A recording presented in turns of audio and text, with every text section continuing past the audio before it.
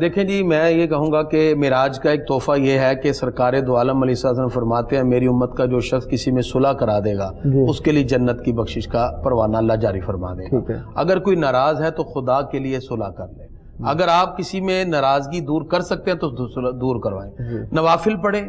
صلاۃ التوبہ پڑھیں۔ آپ کہہ رہے ہیں انفرادی و گھر کے اندر استغفار کی کثرت کریں، سب بیٹھ جائیں، استغفر اللہ کم از کم پڑھیں، دو نفل توبہ کے ضرور پڑھیں۔ اس کے علاوہ چونکہ یہ اجتماعی طور پر ہمیں توبہ استغفار کی ضرورت ہے، اللہ تعالیٰ قوموں کو مٹا دیتا ہے کہ جب وہ نافرمانی کریں، فرمایا ہمیں تمہاری ضرورت نہیں، ہم اور لے آئیں گے۔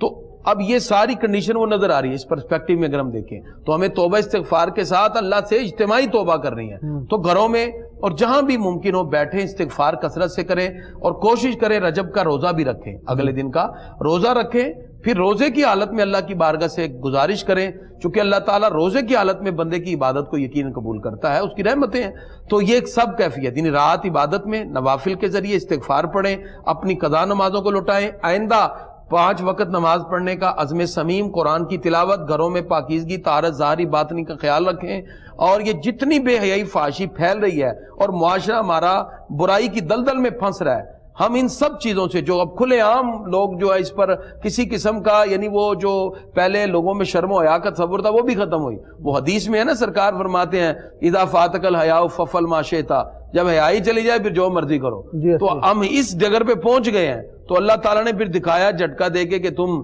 جس مقام پہ پہنچو ذرا پیچھے آ جاؤ، ہم تھوڑا سا لوٹیں، استغفار کریں، اور انفرادی اجتماعی عبادت کے ساتھ رات ساری اللہ کی عبادت میں گزاریں، اگلے دن کا روزہ رکھیں، رب کی بارگاہ میں سچے دل سے معافی مانگیں، استغفار کریں، انشاءاللہ اللہ تعالیٰ معاف